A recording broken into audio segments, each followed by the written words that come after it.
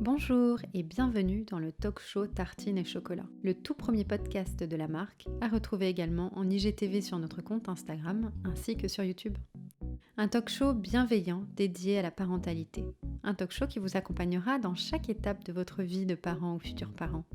Des intervenants divers, spécialistes, professionnels de santé, jeunes mamans et papas, qui vous partageront leurs conseils et petits tips indispensables pour vous aider dans cette aventure. Un talk show ouvert et libre dans lequel nous vous donnerons la parole et répondrons à toutes vos questions. Ce talk show, nous le dédions à vous, parents, mais aussi et surtout à tous nos enfants, à leur bonheur et à leur épanouissement. Très bonne écoute.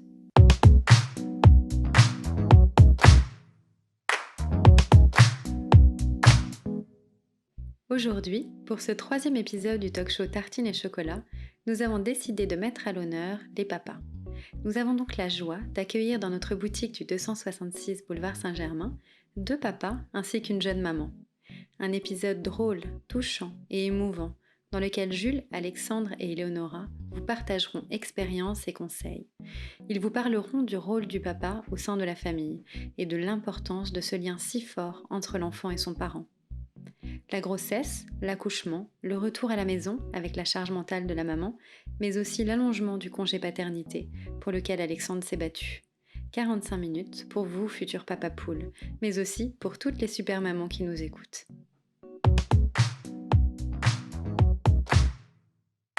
Bonjour à tous les trois. Bonjour. Bonjour. Bonjour.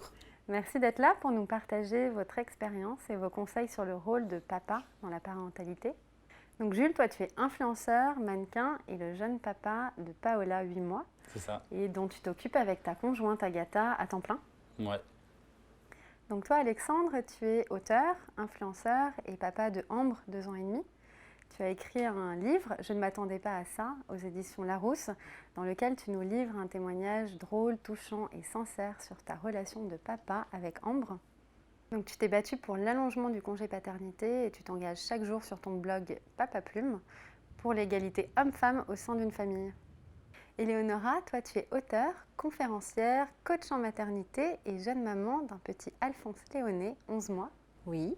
Donc, tu as sorti ton dernier livre, Ma grossesse plaisir, aux éditions Flammarion, un ouvrage à mi-chemin entre un livre de recettes aux illustrations magnifiques et un livre d'accompagnement sur la grossesse et la parentalité. C'est exactement ça. La maman est au cœur de mon ouvrage. Et donc pour commencer ce nouvel épisode du talk show Tartine et Chocolat, nous allons parler grossesse.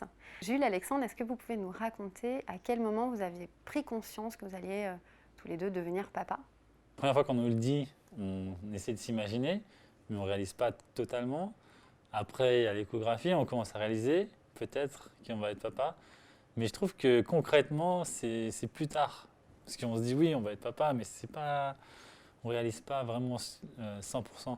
Même aujourd'hui, j'ai peut-être encore un peu de mal à être 100% réalisé, peut-être 100%. Mais bon, en fait, je pense qu'il n'y a pas un moment ou un déclic où on se dit ah, aujourd'hui, c'est bon, je suis papa. Je pense que c'est une évolution dans le temps, quoi. Un chemin. Ouais, c'est ça. Non, moi je suis assez d'accord avec Jules. C'est vrai que devenir papa, c'est un chemin qui commence avant la naissance, dès l'annonce de la grossesse, et puis jusqu'à la fin de sa vie, parce que finalement, on apprend tous les jours des choses sur notre vie de papa. Maintenant, moi, il y a un événement qui m'a quand même plus bouleversé que les autres, c'est la première fois que j'ai entendu le cœur battre dans le cabinet de la gynéco, où là, je me suis dit... Attends, mais c'est minuscule, ça fait la taille d'une lentille, enfin j'ai plus trop la comparaison en tête, mais c'est minuscule, c'est impalpable, c'est invisible, parce que le ventre est encore tout plat, et il y a un cœur qui bat, quoi. Là, je me suis dit, waouh, c'est incroyable, quoi. Donc je sais pas si j'ai vraiment réalisé que j'allais devenir papa à ce moment-là, mais en tout cas, j'ai réalisé qu'il y avait une vie dans le ventre de Marianne, et que j'allais être responsable de cette vie, quoi. Et ça, c'est quand même un premier pas. Puis après, il y a le choc de la naissance, quoi. Où là, tu as ta fille entre les bras, son odeur, sa peau, tu la découvres, c'est encore autre chose. Et puis tous les bonheurs après du quotidien, voilà. Je peux en parler 10 heures. Donc. Je crois que les liens du bébé avec sa maman et avec son papa, c'est quelque chose qui s'est fait progressivement et qui est une espèce de sainte trinité qui va aboutir au moment de la naissance du bébé, mais qui, en engageant les papas depuis les tout débuts, c'est très important. Ils vont se sentir justement co-responsables de ce qui arrive physiquement uniquement à la femme, mais pas que, parce qu'il y a plein d'occasions où en fait les maux de grossesse sont ressentis également par les papas, surtout s'il y a beaucoup d'empathie vers leur femme chérie. Et une anecdote sur la découverte du sexe de bébé? Moi, c'était pendant le premier confinement. On n'avait pas le droit d'accompagner notre femme lors de l'échographie. Donc en fait, ce qu'elle a fait, c'est qu'on s'est mis d'accord. Elle n'a pas voulu savoir le sexe pendant l'échographie. On a ouvert le document tous les deux dans la voiture sur le parking, quoi. Du coup, on a appris comme ça tous les deux en même temps.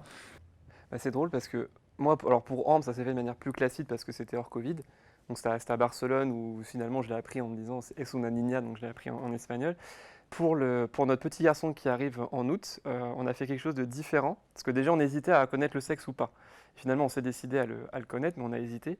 Et en fait, ce qu'on a fait, c'est que Marianne ne voulait pas le savoir en même temps que moi, parce que c'est son anniversaire, et du coup, elle voulait que je lui fasse la surprise. Donc en fait, dans le cabinet de la gynéco, elle a fermé les yeux, et la gynéco a projeté des lumières de couleur au plafond. Et donc, bon, c'est un peu genré, mais bleu, c'était garçon et rose fille. Et du coup, moi, je l'ai su avant elle. J'ai gardé le secret pendant une semaine. Et le jour de son anniversaire, j'avais acheté un ballon, un énorme ballon que j'avais suspendu. Et du coup, il y avait des gens de notre famille qui étaient là. Et devant tout le monde, et devant Marianne qui ne connaissait pas le sexe, elle a explosé le ballon. Et puis, il y a plein de paillettes bleues qui sont sorties. C'est à ce moment-là qu'elle a découvert que c'était un garçon. Et moi, je le savais, j'étais tout seul à le savoir pendant une semaine. Secret super difficile à garder. Ah ouais, Je l'ai dit à un pote d'ailleurs, parce que je ne pouvais plus garder pour moi. hyper original. Donc le papa était au courant avant la maman Ouais. pendant une semaine. Ouais. C'est rigolo comme anecdote. Éléonora? Lors de notre deuxième échographie, notre petit garçon, il a montré son bras et toute sa force. Et donc, c'était clair comme l'eau qu'il allait être un garçon et qu'il allait nous protéger tous, ce qui est le cas jusqu'aujourd'hui. Ah, c'est trop mignon. Alexandre, est-ce que tu parlais à Ambre in utero? Oui, très souvent. Il me semble que tu as fait de l'aptonomie. Est-ce que tu peux nous en dire un peu plus? Oui, et la méthode du toucher affectif. Et le but, c'est d'entrer en communication avec son bébé par du toucher un peu, voilà, un peu tendre et par la voix. Et donc au début, en effet, c'est un peu bizarre, on se dit mais qu'est-ce que je fais machin. Et puis en fait, je me suis assez rapidement aperçu que ma fille répondait à mon appel, elle répondait à la façon dont je positionnais mes mains, à ma voix. Et du coup, ça m'encourageait à lui parler encore plus. Et nous, quand on était à la maison tout seul, on s'entraînait à faire ce qu'on avait appris avec la sage-femme. Et c'est vraiment une expérience super que je recommande à tous les papas pour entrer en communication avec son bébé avant même la naissance. Ce qui n'est pas forcément simple parce qu'un papa, il a forcément une relation un peu extérieure. Il n'y a pas la relation organique qu'a la maman avec son bébé, fusionnelle. Le papa, il est toujours, il y a cette distance physique. Et l'aptonomie est un des moyens, je trouve, pour entrer en communication avec son bébé et apprendre à le connaître avant même qu'il naisse. Et vous avez commencé à partir de combien de mois, tu te souviens? Ça devait être au 5 ou 6e mois peut-être, 5 ou 6e mois. Ok, à peu assez près. tôt. Ouais, assez tôt, ouais. Et on en a fait, je dirais, 2-3 mois, quoi. Éléonora? Oui, souvent pendant notre grossesse, c'est vrai que les Anglais disent We are pregnant. Donc, j'ai toujours considéré que mon conjoint et moi étions enceintes. Et bien, nous avions l'habitude de méditer tôt au matin ou tard les soirs.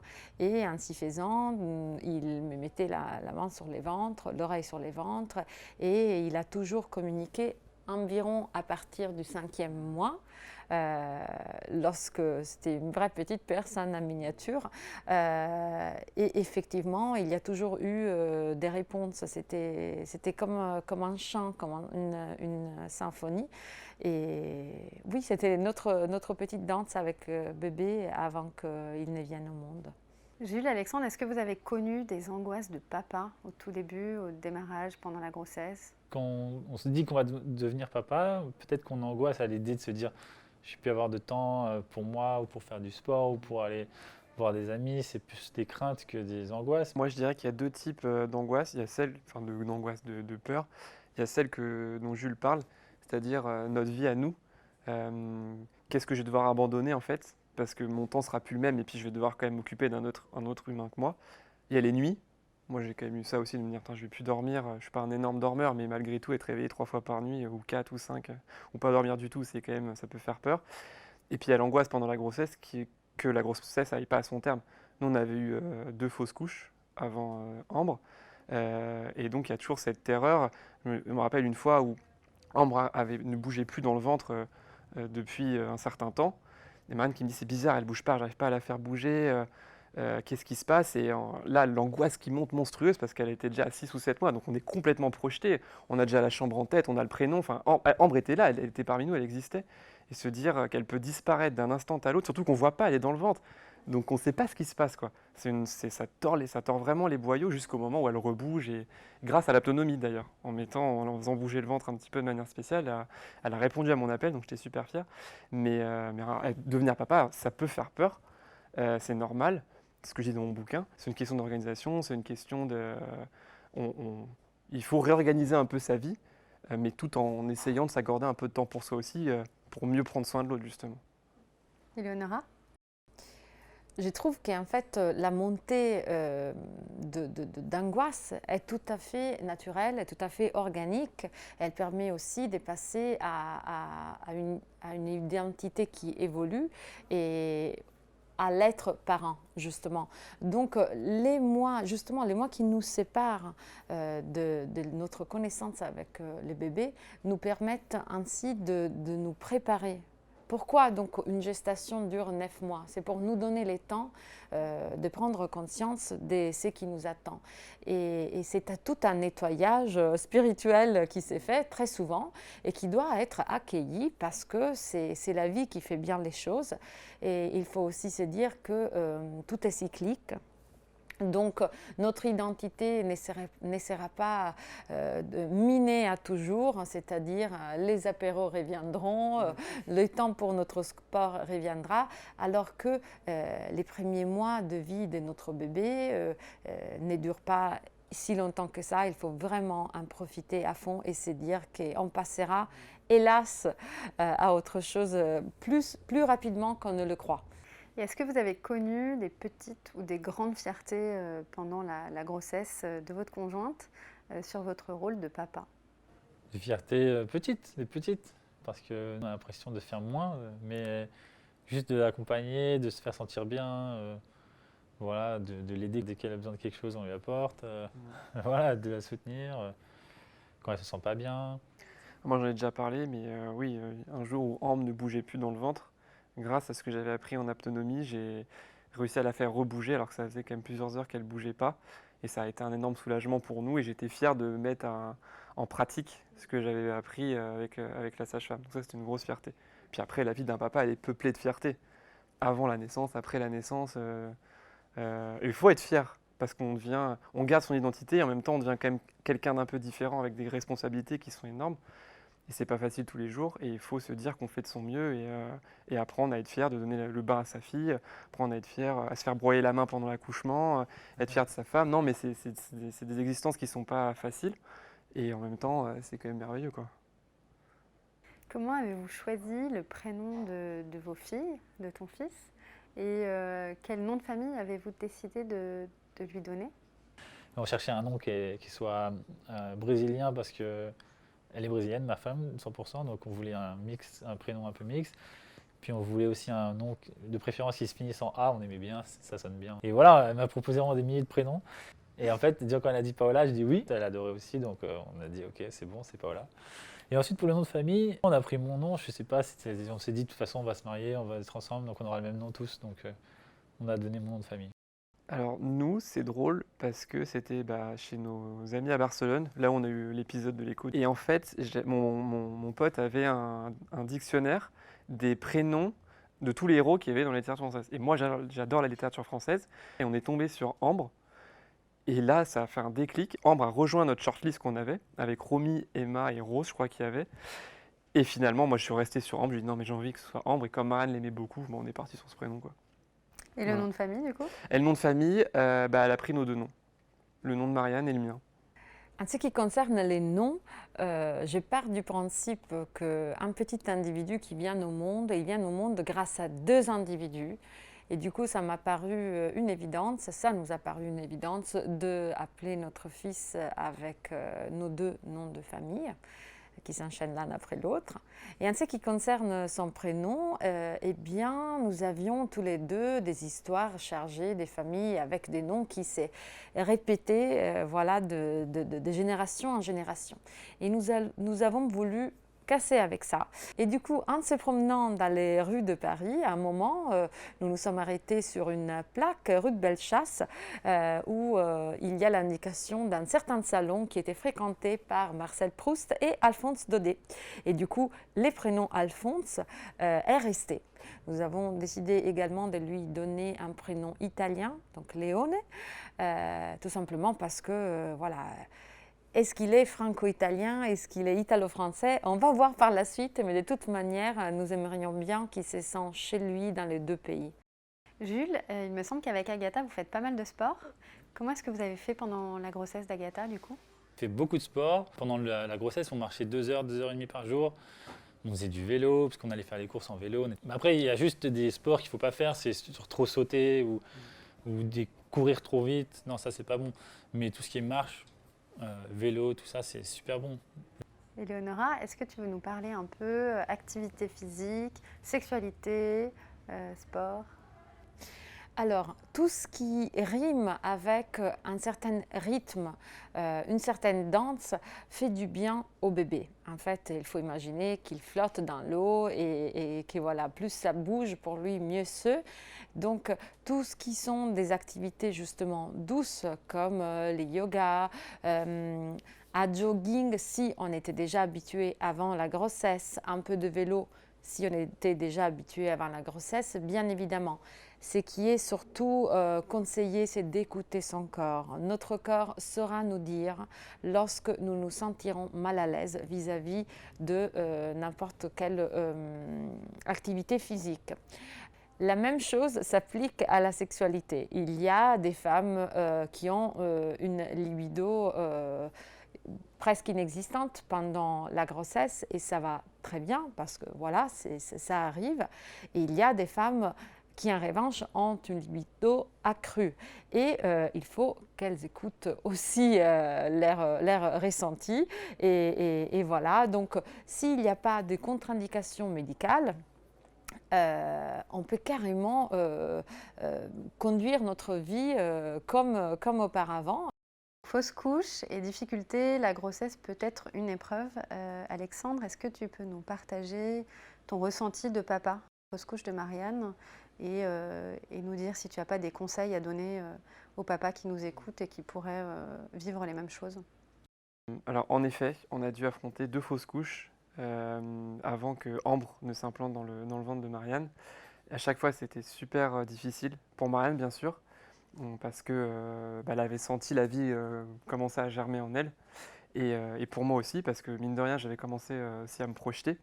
Quand Marianne m'a annoncé sa 3e grossesse, du coup, j'ai pas voulu me projeter jusqu'à ce qu'on entende le cœur battre chez la gynéco. Là, je me suis dit, ouais, ok, il y a un petit être qui a envie de s'accrocher, qui est là, qui est fort. Mais du coup, pendant assez longtemps, je suis resté un peu à l'écart parce que j'avais pas envie de me projeter comme je l'avais fait, pour pas souffrir en fait comme je l'avais fait. Donc moi, les conseils que je peux donner aux papas qui affrontent une fausse couche, la première chose que j'ai envie de leur dire, c'est que faut garder espoir en fait. S'il y a une fausse couche, ça veut dire que le petit miracle s'était produit et qu'il n'y a pas de raison que ça ne se reproduise pas. D'ailleurs, dans les statistiques, il y a beaucoup de femmes qui retombent enceintes après des fausses couches. Et finalement, une fausse couche, ça veut dire qu'il y a quelque chose qui n'allait pas. Et que finalement, nous, ce qu'on s'est dit en tout cas, c'est que finalement, toutes les fausses couches qu'on a eues avant, c'était des préparations à la petite merveille que Ambre a constituée pour nous. Donc le conseil, c'est de se dire ça et puis d'être présent auprès de sa conjointe.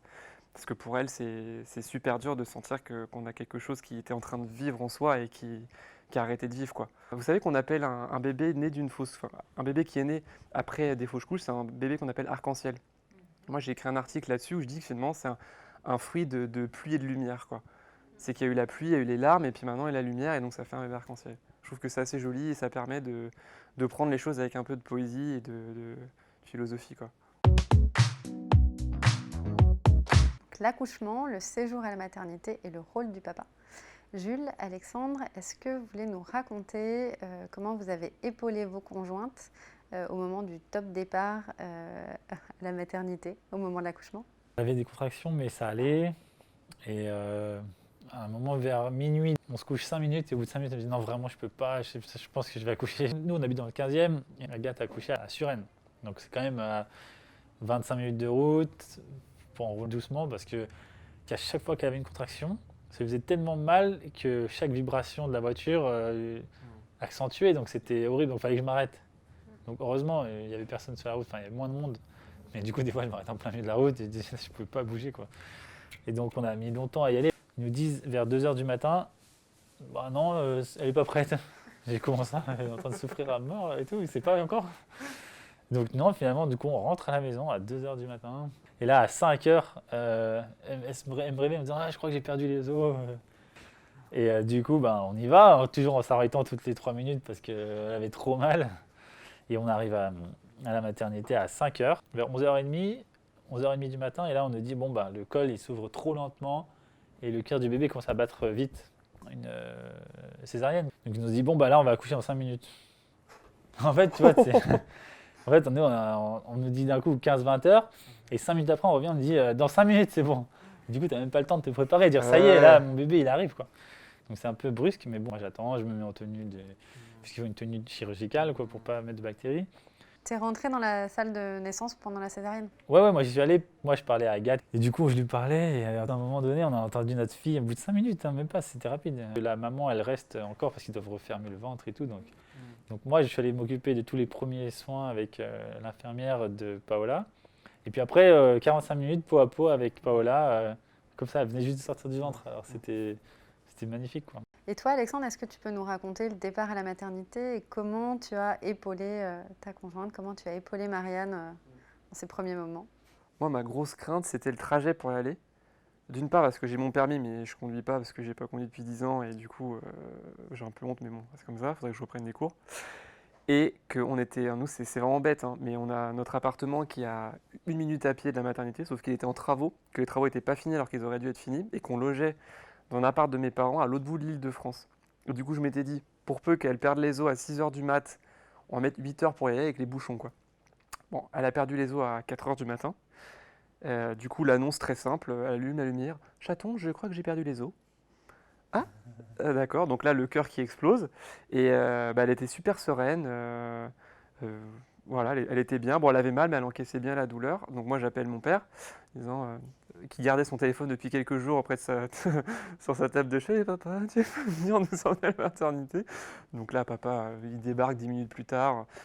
Et donc j'aide Marianne à préparer la valise de maternité qui était déjà prête, mais à mettre les dernières choses. Elle se fait toute belle, toute pimpante. Enfin, elle avait envie de réussir son accouchement, je sais pas. Voilà. Et du coup, on se met en route. Et après, on est pris en charge. Il vérifie qu'elle a bien perdu les os. Elle était déjà à 3 ou 4, je crois. Enfin, le truc s'était engagé, quoi. Et après, il nous emmène dans notre chambre. Et là, je découvre qu'il y a deux lits. Sa femme, je dis ah, mais je pensais qu'on aurait une chambre tout seul et tout. Il me fait non, mais le lit, c'est pour vous, en fait. Je fais, ah, trop bien. Donc, en fait, on avait chacun notre lit dans une énorme chambre. Enfin, franchement, c'était royal. Et du coup, jusqu'à ce qu'elle soit à 4 ou 5, je crois, on est resté debout. On dansait, en fait. On se mettait des musiques de Disney. On dansait. Il nous disait, tant que vous pouvez bouger et que Marianne peut rester debout ou faire de l'exercice, ça fait descendre le bébé tranquillement. Donc, allez-y. Et puis, à un moment, ils nous ont quand même fait descendre en salle de travail. Et là, il se passe plein de choses. Hein. Ça a duré peut-être 5-6 heures. Où à un moment, elle a demandé la péridurale parce qu'elle avait décidé d'attendre jusqu'à ce qu'elle puisse plus tenir. Et quand elle avait vraiment trop mal, elle a demandé la péridurale. Donc la péridurale est arrivée. Il y a eu des petites mésaventures avec la péridurale parce qu'elle s'est retrouvée à sec. Donc à un moment, elle avait trop mal. Et juste avant d'accoucher, ils lui ont mis une grosse dose. Donc en fait, après, elle ne sentait plus rien pour pousser. Et ça a été assez embêtant parce que pendant l'accouchement, du coup, on a eu ce gros stress. C'est que le temps passait. Et qu'au bout de 45 minutes, le bébé était pas encore complètement sorti. Et que Marianne disait, mais j'ai plus de contraction. Enfin, j'arrive plus à pousser, en fait, je sens rien. Ils ont fait venir une médecin, du coup. Et à partir de là, ça a commencé à être un peu stressant parce que nous, on voulait qu'elle accouche sur la musique du Roi Lion. Enfin, on s'était fait tout un truc. Là, c'est devenu un peu moins. Voilà. Et puis finalement, la médecin, elle a fait une petite incision et du coup, embryné. Premier cri, donc là, explosion dans le cœur. Voilà. Ils l'ont posé directement sur Marianne. Et ensuite, ils l'ont posé sur moi. Donc, on a fait la même chose. Enfin, le premier pot à pot avec son bébé, c'est un truc, c'est juste, on se dit, c'est incroyable, quoi. Déjà, on la voit pour la première fois, donc on découvre un nouvel être. C'est juste merveilleux, sa peau elle est douce, mais on peut même pas la comparer, je sais pas, c'est même pas de la peau de pêche, c'est encore plus doux que ça, quoi. C'est moi qui ai coupé le cordon avant, j'étais assez fier, mon plus beau coup de ciseaux, je pense, de ma vie. Et puis après, on est remonté dans notre chambre, Et le séjour à la maternité s'est super bien passé, si ce n'est qu'elle avait du mal à prendre le sein. Et que du coup, ils nous ont gardés plus longtemps que ce qui était prévu. Et on a pu revenir chez nous et puis démarrer notre nouvelle aventure, quoi. Voilà. Ce qui est important dans la naissance de son bébé, c'est de faire un projet de naissance. Parce qu'on peut contrôler peu de choses. On peut souhaiter à ce que la naissance se passe d'une certaine manière, mais nous ne sommes pas certes du tout de ce qui va arriver. Et puisque les moments venus, nous sommes en fibrillation totale, c'est véritablement sur les projets de naissance que nous nous sommes appuyés parce que c'était quelque chose que nous avons préparé la tête fraîche, voilà, et qui prévoyait que mon conjoint coupe les cordons ombilicales, qu'il y ait certaines musiques pour accompagner l'accouchement, qu'il y ait aussi des lumières douces, évidemment artificielles, mais qui puissent créer une atmosphère tamisée et conciliante à un certain calme, parce que je ne voulais pas mettre au monde mon fils en criant. Et donc, je voulais que tout ce que je voyais, que je ressentais avec mes 5 sens, puisse justement m'apaiser pour m'amener à lui donner la bonne bienvenue dans le monde. C'est vrai que la naissance est quand même les traumas les plus intenses que chaque être humain puisse prouver. Donc, je me sentais très, très responsable par rapport à ces moments. Et la chose la plus merveilleuse a été que lorsque la tête de bébé est sortie, les médecins m'ont dit « Maintenant, madame, prenez votre bébé ». Et donc, c'est moi qui l'ai sorti avec mes mains de mon ventre, tout en n'est pas connaissant comment, en fait. Et en fait, j'étais extrêmement insécure. Quand on m'a demandé, je dis, mais docteur, finalement, il a plein de savon. Non, pas, je vais le faire glisser, ça ne va pas le faire. Et il m'a dit, madame, ayez confiance, vous êtes biologiquement faite pour prendre ces bébés dans vos mains. Donc, sortez-les, ce n'est pas mon rôle, c'est les vôtres. Et donc voilà, donc j'ai pris le pouvoir en ces moments et évidemment, ces premiers regards avec bébé qui par la suite va être aveuglé pendant les premiers 2 mois environ, ces premiers regards est d'une puissance presque effrontée et qui évidemment me restera dans le cœur pour toujours. Paola est née en plein Covid. Qu'est-ce que ça a changé concrètement pour vous 3 ? Nous, on n'avait pas le droit de recevoir qui que ce soit. Donc, il n'y a qu'une personne par jour qui pouvait venir dans la chambre. Donc, si c'était quelqu'un d'autre, moi, je ne pouvais pas y aller. Donc, on s'est mis d'accord. On a dit non, il n'y a que moi qui viens parce que sinon, je ne peux pas voir ma fille qui vient de naître pendant une journée entière. Enfin, c'est horrible. Moi, en fait, je restais tout le temps. J'étais tout le temps là. Vu que la césarienne, il y a eu une sorte de petite bactérie, je crois, que le bébé a attrapé en sortant à l'accouchement. Et du coup, elle a été sous antibiotiques, Paola, pendant 1 semaine. Donc elle avait un petit bracelet comme ça, une petite dans la main, une petite piqûre dans la main. Et ensuite, c'était au niveau du pied. En fait, donc, ce qui est bien, c'est qu'on est resté 1 semaine. Et moi, je trouve que c'est beaucoup mieux parce que, en fait, 3 jours, ça aurait été trop court. On n'a pas le temps de s'habituer, en fait, nouveaux gestes, le bain, les traitements, les soins. Là, on a vraiment eu 1 semaine pour apprendre à s'occuper de notre bébé. Et c'est vachement important, je trouve. Parce qu'on a de l'aide, on a des infirmières qui sont là. Dès qu'on a une question, on peut les appeler et dire comment on fait ça. Et là, moi, je trouve que c'est hyper important. Franchement, 3 jours, je pense que c'est trop court. C'est une bulle hors du temps, la maternité, je trouve. Enfin, on est en sécurité, on appelle, on a une infirmière qui vient, de jour comme de nuit. Et finalement, c'est comme un sas entre 2 planètes. Moi, c'est la métaphore que j'utilise dans mon livre, c'est qu'il y a notre ancienne vie, notre ancienne planète, ce sas de la maternité, et puis ensuite la nouvelle planète où là, on est un peu, en tout cas en France, livré un peu à nous-mêmes, je trouve. Alors, il y a une infirmière qui vient au début, mais c'est quand même moins bien organisé que dans certains pays. Et du coup, je suis assez d'accord, 3 jours à la maternité, c'est vraiment très court. Enfin, on apprend à devenir parent, c'est quand même un bouleversement de l'existence. Et le retour chez soi peut être, livré à soi-même, peut être un peu compliqué, quoi. Lors de la naissance d'un bébé, une mère et un père naissent aussi. Et cela nécessite un cocooning, nécessite de l'intimité. Je trouve qu'un des privilèges du Covid, qui nous a terrassés tous, bien évidemment, ça a permis au couple justement de vivre ces moments de sacrée trinité et ces moments de formation accélérée à la parentalité qui, par un simple bouton, répondait à toutes nos questions en fait. J'avais une puéricultrice, une infirmière qui m'expliquait absolument tout. Comment donner les soins, comment donner les bains, comment répondre aux nécessités primaires de notre bébé. Je pense que le cataclysme identitaire est tel qu'il faut, de manière saine, il faut nécessairement un tout petit peu d'intimité pour pouvoir créer les justes reculs afin de l'articuler par la suite. Alexandre, Jules, est-ce que vous avez eu des angoisses au retour de la maternité quand vous êtes rentrés à la maison?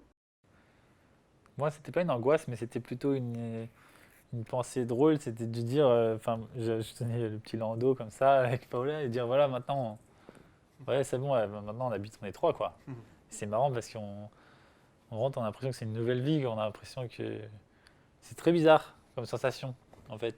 C'est le J'ai du même mal lieu à qu'avant, c'est le même appart, Ouais, sauf que tu as une vie en plus, quoi. ouais, ça fait très différent. On a l'impression que, c'est très difficile à décrire. J'avais du mal même à dormir des fois parce que je voulais toujours m'assurer qu'il respire. Ouais. Quand j'entendais pas, je me mettais comme ça, j'écoutais T'es sa sûr qu'il respire respiration. là? Ah ouais, vraiment, moi j'ai checké tout le temps, j'avais trop peur. Et du coup, je dormais même moi moins bien parce que je checkais tout le temps, je mettais ma main sur son ventre ou j'écoutais. Donc les papas font ça aussi, Ouais, parce oui. que les mamans font ça aussi. Ou alors C'est même moi drôle je mettais d'entendre ça, mon doigt devant son nez, voir s'il y avait un souffle comme ça. Et maintenant elle me regardait au milieu de la nuit, tu sais, les yeux exorbités dans la pénombre. Respire, respire. Je sais pas. Ouais, si c'est bon, respire. Ouais, ouais, parce que ça la fait vie de peur, jeune hein. parent. Bah, déjà, la même sensation. Enfin, quoique nous, c'était encore différent parce qu'on n'était pas dans notre appart qui était en travaux, on était chez mes parents. Donc on avait ce facteur aussi qui fait que, en fait, on a remménagé notre appart, on avait 3 semaines, rien n'était prêt. En fait, Marianne allaitait Ambre sur un carton avec des ouvriers qui passaient la tronçonneuse derrière. Enfin bon, c'était un truc. C'est pour ça, après avoir vécu ça, on se dit qu'un bébé, il n'a pas besoin de grand-chose, si ce n'est de l'amour de ses parents et puis un peu de nourriture, quoi. Mais non, des angoisses. Moi, j'avais l'angoisse du poids. Parce que comme elle en avait perdu beaucoup à la maternité, que la montée de lait continuait à être un peu difficile, à chaque fois que, je sais pas si c'était une infirmière ou une sage-femme venait nous voir, donc quasiment tous les jours, j'étais un peu inquiet de savoir si elle continuait à perdre du poids ou si elle arrivait à en reprendre, combien. Donc ça, moi, mon angoisse, c'était vraiment sur cette question de poids, quoi. Donc la charge mentale de la maman, c'est un grand sujet. Alexandre, Jules, comment est-ce que vous avez un peu, on va dire, allégé la charge mentale d'Agathe et de Marianne les premiers mois, les premières semaines? Le maximum qu'on peut faire, c'est faire. Moi, j'essaye de faire les soins, le bain, la nuit, la bercer, plein de choses. Quand maman a besoin d'un repas, je vais lui acheter à manger, essayer de faire un peu de tout. Alors moi déjà, j'aime pas trop des expressions type aider la maman ou alléger. Non, en fait, on prend sa part, quoi. Et donc, moi, un peu comme Jules, je faisais ce que je pouvais, mon maximum.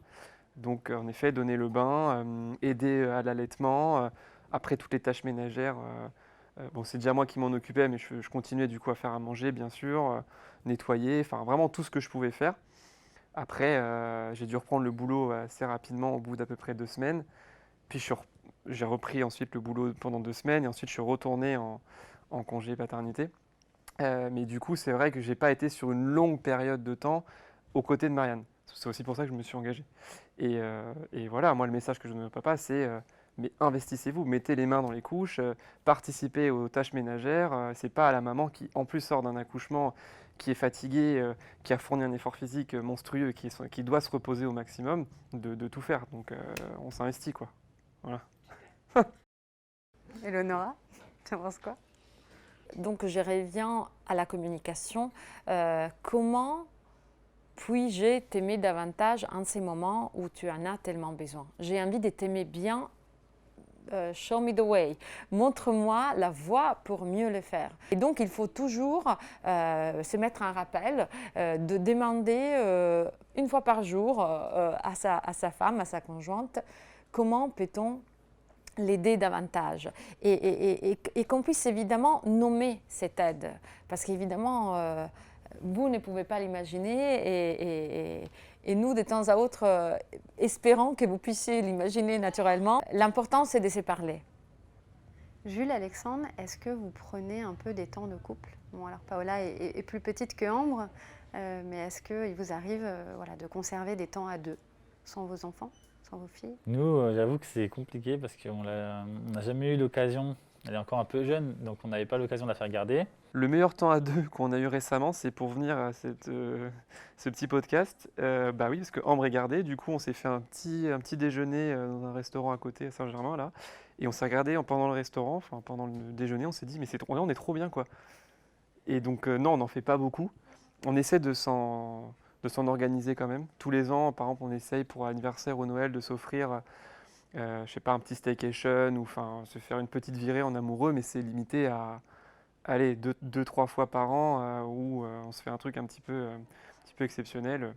Après, on essaie de la faire garder de temps en temps par mes parents, mais ça reste assez rare. Et pour autant, je suis d'accord avec Nona, c'est assez précieux. Il faut savoir prendre du temps pour soi, se ressourcer en énergie pour remettre cette énergie positive auprès de son enfant et dans sa famille.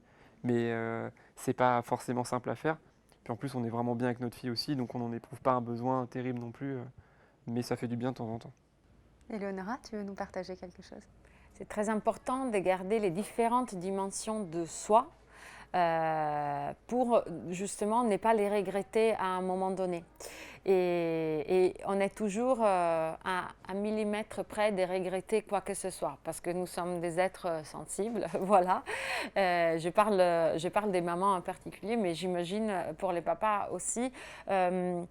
Souvent, quand on va dans un avion, on se rend compte qu'on nous dit de se mettre les masques d'abord et ensuite de les mettre à nos enfants. Je pense que la même chose devrait s'appliquer dans la vie de tous les jours. Il faut créer des célébrations avec notre conjoint. Comme on a la célébration du bain tous les soirs avec notre enfant, eh bien avec notre conjoint, tu parlais des staycations, on peut tout à fait, si on n'a pas ni les moyens ni les temps de se permettre une vacance, élaborer avec un peu d'imagination des moments doux à deux où l'on puisse véritablement échanger et faire les points et surtout rire beaucoup. Merci Éléonora, merci d'être venue aujourd'hui nous partager tous tes conseils et ton expérience. Merci beaucoup de m'avoir reçue, Hortense, dans ce cocoon merveilleux qui est Tartines et Chocolat. On va parler congé paternité. Il passe de 11 jours à 25 jours le 1er juillet prochain. Alexandre, tu as œuvré pour son rallongement. Déjà, comment tu as œuvré pour ce rallongement et que penses-tu de ces jours supplémentaires? Donc j'ai écrit une première lettre ouverte au gouvernement, donc, qui a été vue pas mal de fois, plusieurs millions de fois. Grâce au système de partage de ma communauté sur Facebook et sur Instagram. J'ai été contacté par des médias pour relayer mon combat, notamment Combini qui ont bien poussé le truc. Et ensuite, en avril 2020, on a décidé avec d'autres papas, influenceurs entre guillemets sur Instagram et qui sont engagés comme moi, de créer un collectif et de publier une lettre, une tribune, pour réclamer un allongement du congé paternité, en espérant qu'avec le relais de nos communautés respectives et des médias, on puisse attirer l'œil du gouvernement. Donc ça a fonctionné, puisqu'on a été repris par 30 ou 40 médias. Et dans la foulée, on a été contacté par le cabinet d'Adrien Taquet, le secrétaire d'État à l'enfance, avec qui on a pu discuter du coup. On a fait une réunion avec lui par Zoom, parce que bon, à l'époque, Covid oblige. Et en fait, en septembre, du coup 2020, on s'apprêtait à écrire une nouvelle tribune parce qu'on voyait que les choses ne bougeaient pas. Et à ce moment-là, Emmanuel Macron a annoncé l'allongement du congé paternité. Donc moi, c'est une cause qui me tient vraiment à cœur. 28 jours, 25 plus 3, c'est bien. C'est un beau progrès. Pour moi, ce n'est pas encore assez. Dans les pays nordiques, ils sont à plusieurs mois de congé paternité et on voit déjà les effets en termes d'égalité homme-femme. On voit les effets en termes d'épanouissement pour le papa, pour la maman, pour le bébé. Donc en fait, pour moi, plus le congé paternité sera long, plus on aboutira à une société qui sera juste, égalitaire et épanouie. Il y a 100 000 mamans qui souffrent à peu près de dépression, entre guillemets dépression postpartum, mais en tout cas qui souffrent des effets d'une solitude et d'un stress énorme parce qu'elles sont livrées à elles-mêmes après la naissance. Ça, c'est pas possible. On sait aujourd'hui que quand un recruteur il voit arriver une jeune femme il a un petit truc qui s'allume dans sa tête, risque maternité, voilà, il faut que ça se soit aboli, qu'en voyant un jeune homme arriver, ils se disent la même chose, pour qu'on soit tous égalitaires face à une proposition d'emploi. Le bébé, il a besoin de créer des liens d'attachement forts avec son papa et sa maman. Une maman, quand elle est fatiguée, elle est stressée, elle transmet ce stress à son bébé, il va sécréter du cortisol. Le cortisol, ça crée des maladies auto-immunes, ça détruit des neurones dans le cortex préfrontal. Enfin, je ne suis pas un spécialiste, mais toutes ces questions m'intéressent beaucoup. Donc, en fait, c'est une question de santé publique, le congé paternité. Pour le papa, parce qu'il a besoin de prendre son temps pour enfiler son costume, pour la maman et pour le bébé. Donc, c'est pour toutes ces raisons et bien d'autres, mais on n'a pas non plus 2 heures pour en parler, que je me suis engagé. Donc j'ai une dernière question pour vous, Jules et Alexandre. Si vous aviez quelques conseils à donner aux futurs papas qui nous écoutent ou aux jeunes papas qui nous écoutent, quels seraient-ils? Moi, ce que j'aurais comme conseil, c'est juste d'être prêt soi-même avant de devenir papa. Il faut être bien dans sa tête, bien dans son esprit, savoir la patience, le contrôle de ses émotions. C'est aussi un état mental que moi j'ai travaillé avec le sport de haut niveau pendant des années. Accueillir la nouvelle, quoi. Ouais, mais en fait, En c'est une étant bien en gestion de soi. Ouais. Une gestion de soi pour être capable de gérer déjà un bébé et puis tous les événements, quoi, en général. Si mentalement on est fort et qu'on sait se gérer, etc., ça sera facile. Mais si on n'est pas prêt mentalement, si on n'est pas assez fort, si on ne sait pas se canaliser, gérer ses émotions quand c'est dur, quand il n'y a pas de sommeil, quand il y a du stress, etc., là, ce sera difficile. Donc moi, je pense qu'il faudrait d'abord que tout le monde soit prêt dans sa tête avant de penser à faire des enfants. Parce que si on ne sait pas s'occuper de soi-même, on ne va pas pouvoir gérer aussi bien quelqu'un d'autre. Donc moi, je pense que ça, c'est très important. Merci. Et toi, Alexandre? Moi, je dirais, et c'est ce que je dis dans mon bouquin, donc premier conseil, lisez-le. Non, plus sérieusement, pourquoi je l'ai écrit, c'est je veux dire au papa, c'est ok d'avoir peur, c'est normal d'être angoissé, on a le droit. Maintenant, une fois que bébé est là, il faut s'engager. Il faut y aller, il faut mettre les mains dans les couches. C'est en forgeant qu'on devient forgeron. Moi, je prends l'exemple en fait de quand j'étais à l'école et qu'on devait préparer le bac de SVT ou de physique-chimie et que pendant les TP, je faisais rien. Moi, je jouais à la pipette avec mes copains. Et ben forcément, le jour du bac, j'étais beaucoup moins prêt que ceux qui avaient travaillé. Ben voilà, c'est pareil. Il faut y aller, il faut s'entraîner, il faut donner le bain. Dès la maternité, il faut s'engager, il faut y aller. C'est une expérience qui est merveilleuse pour peu qu'elle soit vécue à 100% et avec toute l'intensité de son être. Et voilà, il faut y aller. C'est important pour soi et important pour les autres, pour sa famille et pour même la société en général. Et moi, j'aurais juste ajouté aussi qu'il y a les cours à l'accouchement. Exactement. Et les cours à l'accouchement, ça m'a vachement aidé. Je suis allé à tous avec Agathe. Et ça m'a vachement aidé parce qu'il y a eu beaucoup d'informations qui nous ont aidé à préparer justement l'accouchement. Et puis, ça, c'est très important aussi. Enfin, c'est intéressant. Tout en sachant que la naissance, c'est un tsunami et qu'on a beau être prêt, on est toujours surpris. Mais en fait, le fait de se préparer avant, ça met dans une posture. Ouais, c'est ça. C'est pas qu'on va être un roi tout de suite du bain parce qu'on a donné un bain à un faux bébé. C'est juste qu'on se met dans une optique où se dire ok, je me suis préparé, j'ai envie de m'investir. Une fois que bébé il est là, bah, on est prêt mentalement, mais comme avoir une compète de tennis pour Jules. Et ensuite, on y va. Et à risque qui arrive, mais en tout cas, Ouais, c'est ça. on y met de l'intensité, quoi. Merci beaucoup à tous les deux. Merci d'être venus aujourd'hui. Merci Hortense, merci beaucoup. De nous avoir partagé tous vos bons conseils et votre expérience. Il n'y a pas de quoi, c'était un vrai plaisir d'être là. Merci, c'était super. Merci.